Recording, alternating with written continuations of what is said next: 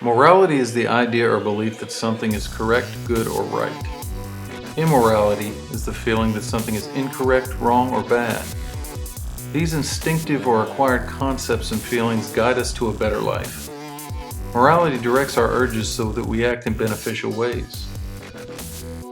To understand the framework of human moral sentiment, we first recognize that feelings of how to act rightly come to us in two different forms: the morality of plenty and security, as well as the morality of scarcity and danger. We call these Mind 1 and Mind 2 morality. Mind 1 is the morality of plenty and safety. In times of ease, we are relaxed. We share more and we can tolerate deviance from custom. In this moral code, there is little danger, so we relax and we are safe. We encourage emotional expression and tolerate experimentation. We look at those smaller, weaker, or less fortunate than ourselves sympathetically. We look down and around for motivation for action.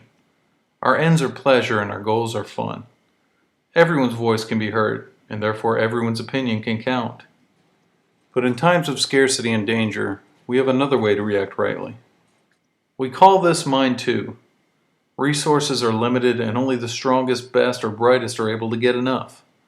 In high-pressure conditions, we are less tolerant of deviance from proven practices. We're more stoic, and we demand more from ourselves and from others. In times of trouble, we prioritize people and things.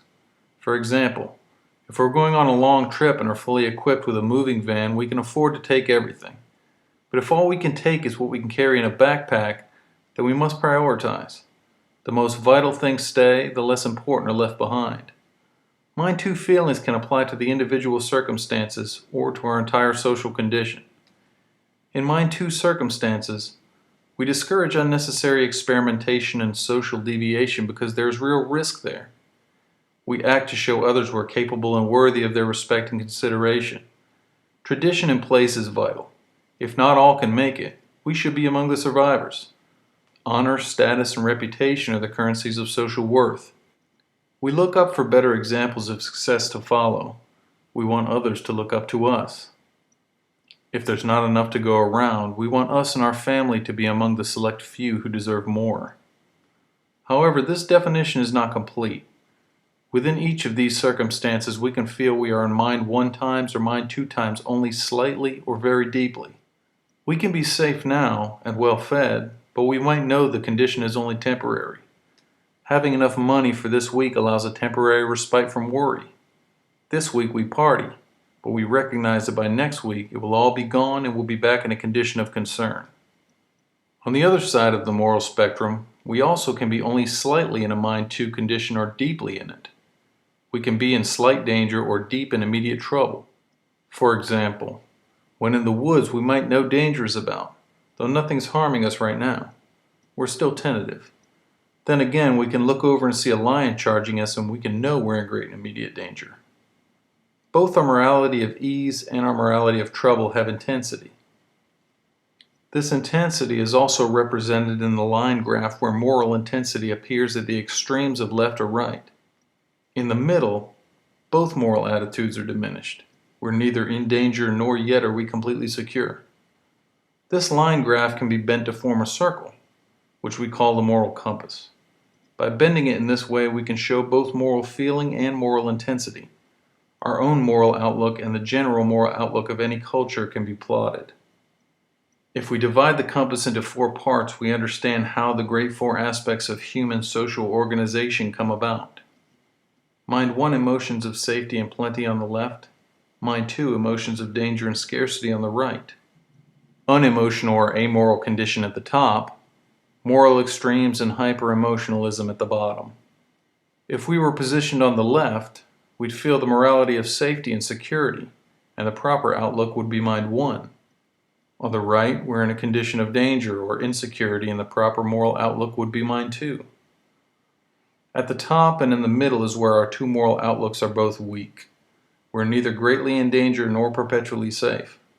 Life and outlook take on an amoral aspect. In this outlook of amorality, when human moral understanding is weakest, we can look outside ourselves at the wider world. It is in this mode that we create science. Here we search outward, and facts prevail. At the other extreme, at the bottom, is when moral intensity is at its peak. This is the moral area of subjective truth. Here, all that matters is our own moral need and our own subjective good. It is here we find religion, spirituality, and mysticism. We turn inward for truth. Between extreme subjective spirituality at the very bottom and extreme objectivity at the very top, we experience the world of human moral expression. Reality is where subjectivity meets objectivity, where our needs and desires meet the outside world, where these needs are met and our desires are satisfied. The greatly enlarged brain of human beings has expanded our capabilities in every area. We are both the most rational of animals and the most irrational. The expanded mental capability finds us able to move around the moral compass as appropriate. When we are in mind one circumstances, such as when we are at home with our families, we can be at the 10 o'clock position on the compass. Here we enjoy our family morality, and it feels right that all get enough. In a family environment, it's the smallest that get attention first. Mom and dad sacrifice for the kids. When it's time for dinner, everyone eats. We love our children and parents equally. We're all family members, deserving of concern and equally provisioned. Mind one is ultimately family mind, equal mind, sympathetic mind. We try to be accommodating. When little Jimmy likes music, we buy him a guitar. When little Sally likes dance, we sign her up for dance class. Both are encouraged to express their desires. When there is enough for all should have enough. However, many times in life things are not so easy, and we face situations where there's not enough for everyone. When going for a job interview, when there's competition and a danger of not getting employment we desperately need, we're competitive and on guard. We don't relax. We do what's expected, and we're on our best behavior. Here we might be at the 2 o'clock position. When not everyone can make it, we intuitively feel that it's the strongest, brightest, or most necessary who should prevail. At a job interview, we cannot all be equal. It is our inequalities which are focused upon. With 5 applicants competing for one job, we try to impress others with how we're superior and more deserving. When at home, we acted with the moral code of sharing and safety. But when at work, in a circumstance where the best person for the job will win, and we want to be the best, our other moral attitude takes hold of us. We need others to be understood as less than us in some way. We compete to succeed. When we're neither threatened nor particularly safe and secure, neither moral code is strongly in effect, and we could picture ourselves in the 12 o'clock position. Here we are most amoral. We're not prompted to act in either moral pattern. The best example of pure amorality might be seen in mathematics. 1 + 1 = 2. There is no good or evil in this concept. Facts are amoral. A tree exists. However, if we make a tree a holy place or view it as standing in the way of the road we're building, we assign the tree a value. The tree can be good or bad for our purposes. Individuals can act rightly in a variety of ways around our moral spectrum, as appropriate for them and their group. Let's do a thought experiment. Let us imagine that there are 3 very ill people in need of a liver transplant. Let us further imagine there are only 2 compatible livers available for them. The livers will save the life of 2 of the waiting patients. The patients who get the livers will live. The ones who do not will die. Each patient was diagnosed and signed up for a liver at exactly the same time. Other than that, this is all we know of the 3 patients, and it's up to us to decide who lives and who dies. Patient number 1 is Bruce, a 7-year-old grade school student, otherwise healthy. Patient number 2 is the President of the United States. Patient number 3, a 32-year-old mother who's otherwise healthy. How do we decide who lives and who dies? In every situation we face, we have the ability to see right and wrong in 2 different ways. Do we put all names in a hat and draw out the lucky survivors? This puts a premium on equality. Everyone's equal and is treated as the same. This would be a mind one method of solving the problem. Do we put a premium on youth or health? Do we rate people by importance? Part of us informs us that some lives are more valuable to us than others. This would be a mind two approach. Some might say the president should get a liver as this person holds a more vital position to so many others. Some might say the young boy and others would choose the mother as she's otherwise healthy and has a child which depends on her. Such decisions have to be made every day. Which is most moral? Which two get the transplant and survive, and which one dies? Often we try to have it both ways. We create systems where both moral outlooks prevail.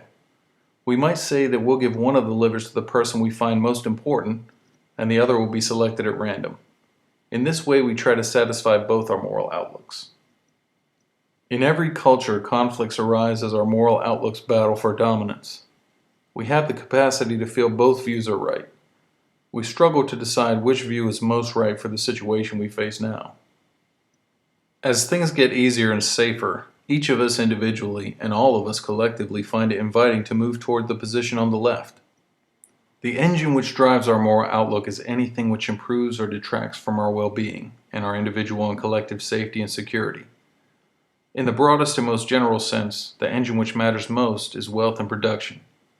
When we're a part of a society which produces a lot of stuff for everyone, we live lives which are safer and more secure. In poorer cultures, we struggle. Consequently, societies which have been richer for longer periods of time have moved farthest to the left on our moral compass. We can track our own outlooks around the moral compass. Additionally, as large numbers of the group collectively move leftward or rightward around the compass, the moral attitude of the entire group can be plotted. When most of us are in mind two circumstances, the culture we build around ourselves reflects a mind two vertical structure. This is right because it's the best option available under the circumstances. In such conditions, cultures create kings or dictators, superiors and inferiors. At its extreme, we can even have slaves. In such conditions, honor, place, and tradition is what matter. As we individually grow richer and safer, we collectively do so as well. Traditions are broken more often and with fewer negative consequences. We express ourselves more and tolerate deviations easily. We can plot how Western culture migrated around the compass as the centuries found everyone living richer and safer lives. Social organization is a matter of moral relationships. As severe mind two times begin to give way to more mind one leaning conditions, most of us begin to look at ourselves and others as equal. There's enough to go around, so we instinctively begin to feel that all should have enough. We form social groups and develop attitudes which reflect this. In politics, we call this transitional time between severe mind 1 and severe mind 2 conditions democracy. Here, everyone's voice matters, but we still think some voices can matter more than others. Contrary to popular belief, cultures are not molded by their governments. Governments are expressions of the culture. As poorer times give way to richer and safer times, cultures change their form of government. We see this in the glorious Revolution of England, the French Revolution, and even modern countries in transition from less democratic to more democratic times, like China, Russia, Iran, and Egypt. The transition usually takes over a century and often experiences bloody setbacks. But as these populations move around the moral compass, so too does their leadership expression. Around the world, productivity is pushing every nation towards prosperity and self-sufficient equality. Where the world once had to be more of a mind two place for our own survival, through wealth and security it's becoming more of a mind one place for our enjoyment. The closer we are to the bottom of the compass, the more our groups are led by authoritarian ideologies. These leaders believe they act rightly when leading their group. Near the top, we express leadership as a tolerant debate between moral outlooks. We call the time period near the top democracies. Even in democratic political systems, we debate back and forth and argue over which of our moral attitudes should prevail at the moment. Our leaders try to convince us that we need to do more to make ourselves equal, while others say we need to do more to make ourselves safer. Just as the moral position of an individual can be illustrated, so too can the moral spectrum of a society. For example, the shift in the range of majority accepted public opinion in the United States between 1860 and 1960 might be charted like this. Before 1860, the culture of Western civilization condoned cultural verticality to the point of slavery. This had been found necessary everywhere for over 7,000 years. But unprecedented wealth, safety, and security changed this.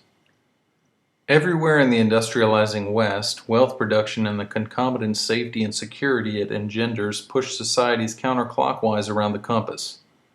Extreme social verticality was becoming less acceptable because it was less necessary. By 1860, slavery had become too extreme everywhere in the Western Hemisphere, but America was still divided. The conservatives on the right of the slice of the pie still supported the old institution, while the leftward edge of public opinion in 1860 felt slavery was wrong. However, even most Mind One leaning Americans in 1860 were not far enough into Mind One emotionalism to condone interracial marriage, and voting was still traditional and only open to males while denied to females. This was right. By 1960, American culture had become more horizontal still, more willing to view changes as less risky and feeling it was less necessary to distinguish some from others. By 1960, voting involved both men and women, and the civil rights movement was in full swing. Social programs were being developed to actively redistribute resources to make us all more equal. When there is enough for all should have enough. The spectrum of public opinion in 1960 found slavery condemned everywhere in the world, but the most conservative among us still felt interracial marriages were wrong. However, even at the leftward edge of the moral spectrum in the 1960s, no public official would imply support for homosexual marriage. As culture continues to move leftward, the voting age has been reduced so that adolescents could vote, and interracial marriage is being accepted by all. With extended safety and security, we continue to make our culture more androgynous and horizontal. We can speculate that by 2050, the fulcrum will have swung still farther in our egalitarian direction. Gay marriage and polygamy will likely be accepted as equally valid forms of human relationships. Animal rights will be further equated with rights for people, and so forth. The urge to see all needs as equally valuable will continue to overtake us, at least until things get harsher. Borders will be opened wider to immigrants as urges to nationalism and exclusivity will continue to diminish. Of course, the compass shows the overall movement of society. Within every situation, there will always be individuals who express a different moral perspective. This is a benefit to the group, which gains by having different moral options presented to it. In every democracy, political parties divide between those understood to be on the left versus those understood to be on the right. This represents our natural and instinctive moral divide. Even in the harsh and deep poverty of the Middle Ages, Mind One figures like St. Francis existed. The ascetic priest encouraged a universal equality and even promoted animal rights, but he was considered too far extreme for his time, and though many admired him, few could follow him. As the culture continues to grow richer, Mind One ideals will further expand. In our modern times of plenty and security, we still have many who warn us not to redistribute goods too rapidly or open our borders too widely. We're advised by them to cut welfare payments while increasing military spending. They tell us these are necessary things to do under our current circumstances. Other leaders tell us that current circumstances demand that we move in the other direction, increasing wealth redistribution while curbing the military. The group benefits by having some of its members watching in every moral direction for trouble. The origins of morality undoubtedly lie in pre-human ancestry. All social groups organize in a general horizontal or vertical pattern. Some groups are horizontal, like starlings and sardines. Others organize their societies vertically, like chimpanzees or gorillas. The origins of our moral codes probably have their root in pre-human evolutionary development. Half of our species needed to see right and wrong as a matter of equal sharing and protection, while the other half saw right and wrong in terms of protecting the group. For every female, conditions were going to demand that her moral outlook be one of equality. By necessity, she had to care for her offspring equally. For every male, success would come through competition for a superior place. As the roles of the sexes merged in prehistory, so too did our moral capabilities. Both sexes can now see right and wrong through a shared Mind One and Mind Two moral lens. Human social organization is flexible enough to use both moral patterns. Sometimes we're all equal, and at other times some of us are more important than others. Sometimes we're all for one, and sometimes we're one for all. Through the theory of dual morality, the framework of all human social interaction is mapped out. We will understand the difference between truths and facts as two distinct methods our psyche uses to determine proper action. Using one method, we look inward to our needs and desires. Using the other method, we look outside ourselves to the physical world to determine what is possible. In doing so, we discover the difference between knowledge and belief. We uncover the moral root undergirding both belief and atheism. We will show how Freud's id, ego, and superego correspond to Aristotle's sympathetic, rational, and ethical division of the psyche. We will show how our Mind 1 or Mind 2 outlook guarantees that all human philosophic systems break down into some variation of Mill's and Bentham's Mind 1-oriented utilitarian theory, or Kant and Aristotle's Mind 2 deontology or virtue ethics. Further, we'll show how our modern moralists like Rush Limbaugh, Rachel Maddow, Robert Reich, Sean Hannity, and Bill O'Reilly fit easily alongside Plato from ancient Greece, Cato from ancient Rome, and Confucius from ancient China. Formerly difficult to answer questions like what is the difference between love and like, or the difference between tolerance and indifference, will now be easily answered. We will discover why systems which seem difficult to define, such as communism and fascism, now become understandable.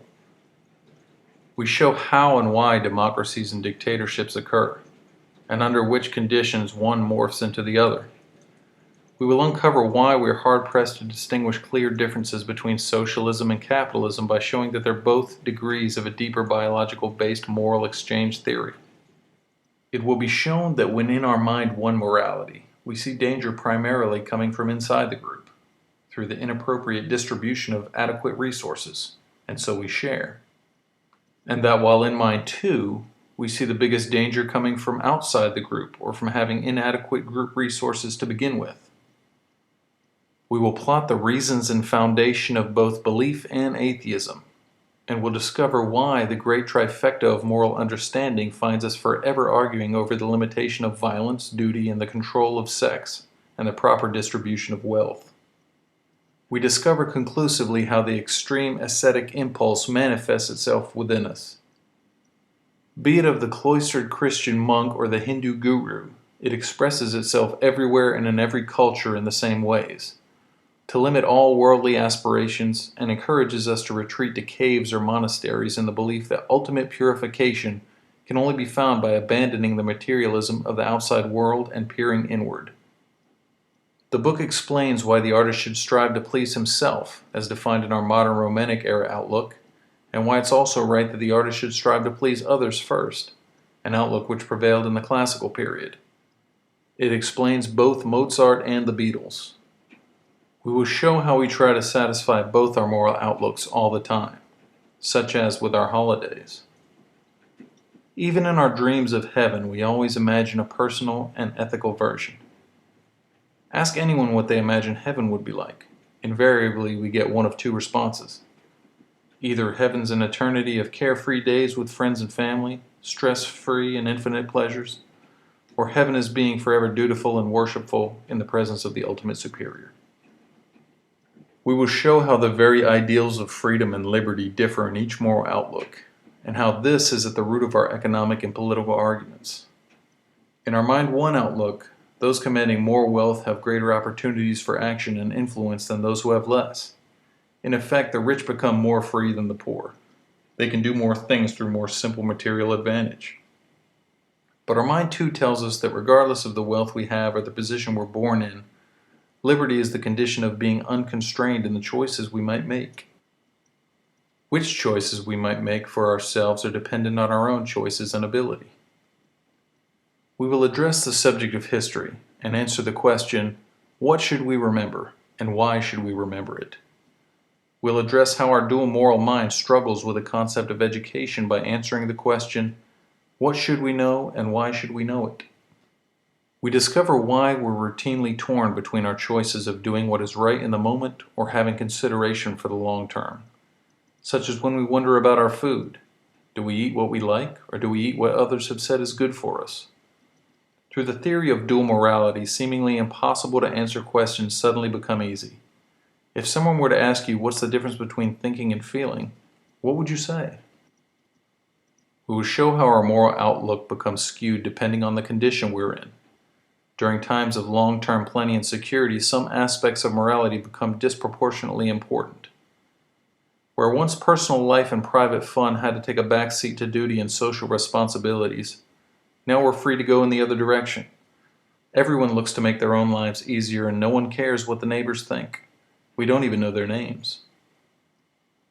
And where once our spiritual life was paramount, today church attendance is down across every religion, and the number of people identifying as either agnostic or atheist is on the rise.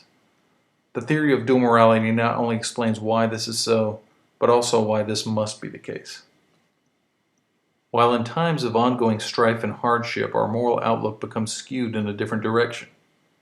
Our personal life was private and took a backseat to the social responsibilities and reputation. In these former times, spiritual life made up a far larger portion of our outlook. And finally, we can understand what is meant by the meaning of life.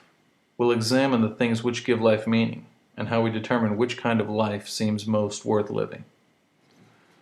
And we discover how and why a fulfilled life demands the satisfaction of all aspects of our universal human moral outlook.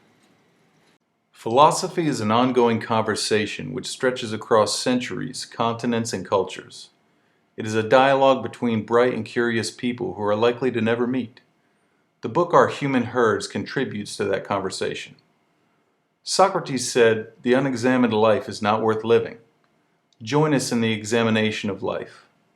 Let's investigate topics like, can we be too rich, too healthy, too safe, or too strong? That it isn't democracy which creates equality. It's equality which goes on to create democracy. Help us investigate the nature of art, to discover art as human psychology in physical form, and that it is through art that human cultures self-civilize. And let's discuss why it seems wealth generation is the material production of freedom. So many ideas and so little time. Let's get started.